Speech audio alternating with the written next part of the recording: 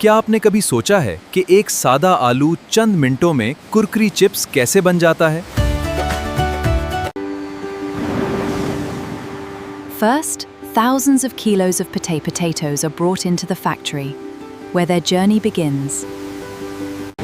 Now the potatoes are thoroughly cleaned with powerful water and rotating brushes.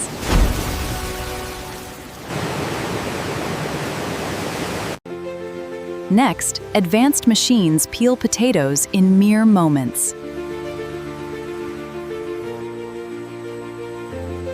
Now the high-speed blades cut every potato into almost equally thin and beautiful slices.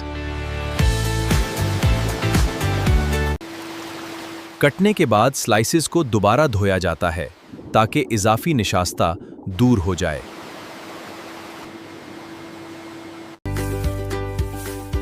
Now, to give the chips the best flavor, salt and a special seasoning are evenly added to them.